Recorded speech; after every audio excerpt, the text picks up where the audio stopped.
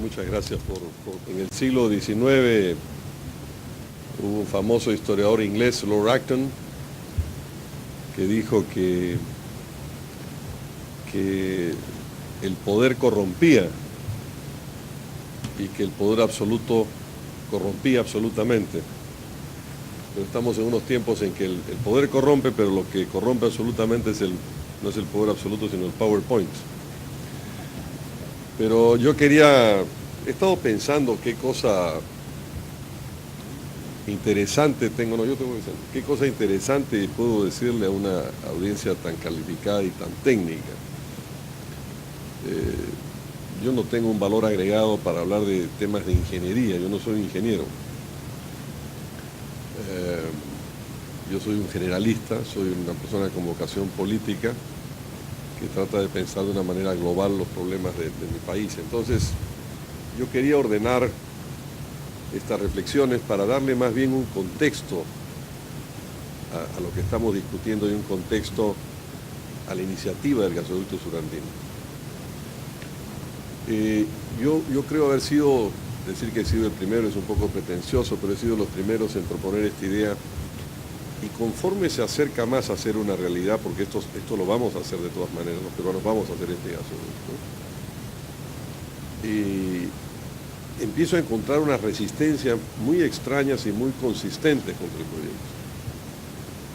Entonces, lo primero que yo quería era reflexionar con ustedes sobre lo siguiente: ¿qué cosa es el surandino?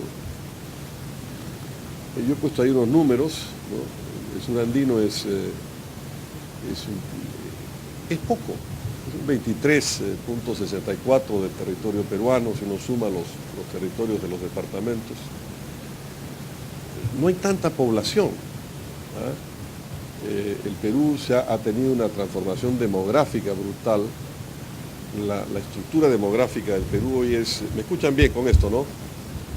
La estructura demográfica del Perú ha hecho que esta gran megalópolis que es Lima, que muy pronto va a ser una megalópolis que va a ir de Huacho a Pisco, a lo largo de, por tanto, casi 400 kilómetros de frontera de la costa. Aquí hay más de uno de cada 3 peruanos está viviendo aquí. Por supuesto, la mayoría de los que vivimos aquí no somos limeños, somos, como yo, provincianos. Hay un extraordinario eje norte, muy dinámico económicamente, que va, digamos, de Chimbote a Tumbes, o de Chimbote a Piura, para ser más exactos, que va a tener en el Bicentenario de la República por lo menos 4 ciudades de 2 millones de habitantes. Uno dice este número con mucha facilidad, pero 2 millones de habitantes es el tamaño que tiene Viena, la capital de Austria, o Praga, o Bruselas, o Valencia en España, o Dublín. Y entonces allí hay más de 1 de cada 4 peruanos, mientras que en el surandino hay más o menos 1 de cada 6 peruanos. Con respecto al producto, no llega al 15% del producto, y sin embargo es una zona extraordinariamente rica. Yo estoy haciendo un ejercicio para un libro nuevo poniendo el mapa de pobreza, pero el mapa de riqueza, y el surandino es potencialmente una zona más rica que el norte del Perú. Pero ese es el surandino. Entonces uno de los, esta introducción va a hacerles a ustedes evidente por qué el hecho, cuando empezamos a pensar en este gasoducto. Existe una brecha fundamental entre el surandino y el resto del Perú. Una de las exigencias fundamentales a la vida pública, a la política, al Estado, a las sociedades, es crear unas sociedades homogéneas y unas sociedades con pisos de oportunidades comunes, y donde no existan ciudadanos de primera clase y de segunda clase. Y el surandino históricamente ha sido un sector rezagado y un sector que por tanto no tiene los mismos pisos de oportunidades, y eso se expresa en muchas cosas, entre ellos en energía. Si pasamos, Jorge, que me ayudas tú con esto. Miren, yo estoy haciendo esto, es una cosa muy interesante. Yo he hecho un ejercicio, he tomado un equipo de gente para analizar, a ver, ¿qué cosa hay? He hecho el siguiente ejercicio. Si uno une Echarate, de donde sale el gas de hoy día de Camisea, con Pisco, donde quedan los líquidos y donde llega a la costa el pipeline, el gasoducto del Camisea. Lo une con, digamos, Silo, donde va a estar el polo petroquímico, y eso eligen en el este un punto que puede ser el que quieran, pueden ser Sicuani o Espinar, o si quieren llevarlo a Puno, Juliaca. Entonces ahí hay un trapecio. ¿Qué hay debajo? Entonces dije, bueno, vamos a ver cuántos distritos del Perú están ahí. Ahí están 497 distritos del Perú. Estoy citando de memoria, no he traído el dato exacto, pero creo que es el número exacto. En todo caso es el rango exacto, el rango indicativo. Y no puse a pensar, le dije, oiga, háganme un mapa con los quintiles de pobreza. No les he traído el otro para no cansarlos, pero el primer plano que me trajeron no entendía nada. Yo le dije, no entiendo, porque había quintil 5, quintil 4. Le dije, no, sáquenme los quintiles 5, 4 y 3 y déjenme solamente los quintiles 1 y 2, es decir, la pobreza fundamental del país. Y esto es lo que sale. Todo el trapecio fundamental del sur andino es la pobreza. Esta es la zona a la que tenemos que cambiar. ¿Qué relación hay entre esto y el gas? Entre esto y este proyecto. Yo creo que mucha, y el ejemplo que yo tengo en la cabeza y que vengo citando constantemente para la desesperación de mis amigos, ¿cómo se llama eso, Roberto? Que eres el especialista ideológico, neoliberales, es el ejemplo del Tennessee Valley Authority, la autoridad del Valle de Tennessee de los Estados Unidos. Cuando en 1932, después de la crisis del 29, Franklin Delano Roosevelt llega al poder, llega un señor Arthur Morgan y le dice a Roosevelt, hay que hacer algo con el río Tennessee, que era un río que iba por una serie de meandros y regaba 7 estados de los Estados Unidos. Precisamente los estados americanos que habían perdido la guerra civil del siglo XIX y que desde entonces, de los 60 del siglo XIX, habían quedado descolgados del desarrollo americano. Y entonces le dice, de estas zonas han salido grandes fortunas de petróleo, de gas, de madera, pero lo único que ha quedado en esa zona es pobreza. Y por tanto, mutatis mutandis, un fenómeno muy parecido al del sur andino, esos ciudadanos de esos 7 estados, Kentucky, Mississippi, Tennessee, Alabama, Virginia, etc., eran los ciudadanos de segunda clase de los Estados Unidos.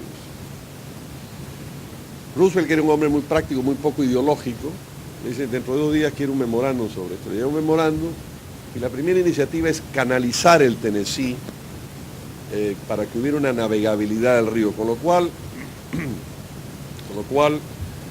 permitieron que los productos de esos estados salieran hacia New Orleans y por tanto salieran a los mercados mundiales, los incorporaron al mercado. En el proceso descubren que en el Tennessee hay caídas más importantes que Niágara, no en tamaño, pero si uno, ustedes, aquí hay ingenieros eléctricos que por supuesto yo sé lo elemental, sabemos perfectamente qué es el caudal y la altura, y lo multiplicamos por 8.4 y eso nos da cuántos kilovatios podemos producir en cada sitio. Entonces, descubrieron que había más que el Niágara, muchos Niágaras en el Tennessee, crearon el gran proveedor de electricidad de los Estados Unidos. Cuando Roosevelt entra en 1932, tenían electricidad en los 7 estados 2.7% de los habitantes. Cuando Roosevelt muere en 45 tenían electricidad el 80%. Entonces yo siempre he pensado en una autoridad del Camisea. Siempre he pensado en una vinculación de este proyecto del gas. Esto no tiene que ver con dimensiones del tubo, ni si las empresas son brasileñas o peruanas, ni si la CAF está... No, es el tema de fondo detrás de esto. Y muy bien el decano del capítulo del Colegio de Ingenieros lo ha dicho muy bien. Esto es lo que tenemos detrás de esta iniciativa, es cómo hacemos para poner al servicio de la gente estas iniciativas y cómo hacemos para transformar el crecimiento en desarrollo. Entonces esto es lo que había. Seguimos, Jorge, que está... bueno, pero esto es una cosa muy importante que yo quisiera decirles porque esto son los apuntes. Entonces uno dice, bueno, ese trapecio, aparte de esos quintiles de pobreza que concentran la pobreza del Perú fundamental, ¿no? ¿Qué cosa es? ¿Qué más había ahí? Bueno, ahí estuvo el hogar histórico del Tahuantinsuyo. Ahí nació el Tahuantinsuyo. Ahí estaba lo que los antropólogos norteamericanos de los años 40, 50 se llamaban la Mancha India. Pero algo mucho más importante que generalmente estos empresarios que discuten de estos temas y dicen solo el mercado puede ser, no, ni siquiera lo saben, porque no saben de historia, que es siempre la memoria de las sociedades. A principios de la República, nuestro país estuvo a un tris de partirse en dos estados, un estado norperuano y un estado surperuano. Bueno, esta zona donde está el gas, donde va a salir el gas del gasoducto surandino, calza casi centímetro por centímetro con las fronteras del viejo estado surperuano. Lo cual quiere decir que desde entonces hay una brecha estructural, una brecha sistémica entre el surandino y este gasoducto. Vamos pasando para no demorarnos. Estas eran las, fíjense lo que se había puesto, evacuar reservas del lote 57 y 58. No sabíamos que había en el 57 y en el 58. Creíamos que el gas de Camisea eran solamente el 88 y el 56. Entonces, bueno, están todas las cosas que ustedes que están acá, que son más expertos que yo en este tema, saben muy bien. Entonces, vamos pasando. Entonces, yo puse las minas, ¿no? Dije, oye, hay que inventar demandas. Por ejemplo, se habla de Quillabamba. Quillabamba fue un invento de mi amigo Juan Carlos Liu. Y dije, bueno, caramba, vamos a agregar demanda para justificar un tubo. Vamos a inventar la demanda. Oiga, ¿cuánto me tiene que consumir la térmica en Sauder, en Hilo? Oiga, ¿qué mineras hay por ahí que van a necesitar energía? Oiga, ¿por qué no dejamos gas en Quillabamba? Porque una vez que usted llega a Quillabamba con gas y hace una térmica allí, todavía no está en el sistema interconectado, pero hay una línea que hacemos a Machu Picchu, que son 37 kilómetros, cuesta tantos millones, ya estamos en el sistema interconectado. Oye, ahí podemos dejar tantos millones de picuy, para ir inventando demanda. Entonces, estaban todos los proyectos mineros. Yo no sé si hoy día los proyectos mineros deben estar asociados al gasoducto surandino o no. Voy a decir una cosa bien herética. Porque la demanda, eso de que no hay demanda, esa es una tontera. ¿No? La demanda de la petroquímica, el polo petroquímico que va a crear un upgrade industrial, una diversificación industrial fundamental en el sur, más que justifique esa demanda, ¿no? Pasamos el siguiente. Todos estos son viejos slides que yo he querido poner, ¿no? Entonces acá vinieron dos bolivianitos que me propusieron asociarme con ellos. Yo les dije, yo no tengo dinero y además yo no tengo un interés económico en este proyecto, yo tengo un interés político en eso. Y entonces, uno de ellos era el primo hermano del presidente, el expresidente de Bolivia, que hicieron la concesión a la que le pusieron. Luego la venden a un fondo de inversión, a un pequeño fondo de inversión. Finalmente estamos.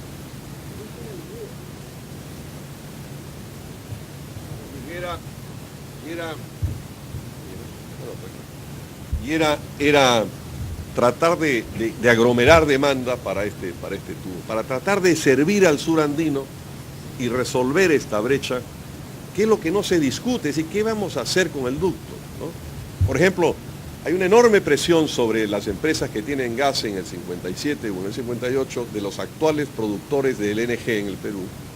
A decir, oiga, tráiganse el gas donde nosotros vamos a hacer un tren más acá. El tren es, como ustedes saben, vamos a aumentar los módulos de producción de liquefacción de Pampa Melchorino. Olvídese del surandín, que tenemos una preocupación nacional sobre esto, es que cierren esa brecha. Bueno, seguimos pasando porque tengo de pronto. Entonces, esto es muy interesante, porque esto yo se lo enseñé a unos dos expresidentes latinoamericanos y uno de ellos, el presidente Gaviria, me dijo, esta es la desigualdad peruana. En 2 segundos. Este es el gráfico de la desigualdad peruana. Porque sin ese gasoducto, con ese gasoducto es a la izquierda y sin ese gasoducto es a la derecha. Entonces tenemos 2 pisos de energía para los que estamos en las zonas modernas y para el surandino. Pasamos eso. Bueno, este era un tema eléctrico, de los que saben, esto, el tema del ahorro, las construcciones, bueno, pero en fin, ya pasamos. Este es el mapa sudamericano. Yo quisiera saltarme un poco. Sí, creo que está después el mapa sudamericano. Bueno, para un momentito ahí. Este es el proyecto. Entonces vamos a hacer una red nacional de gas, que es perfectamente factible. El otro día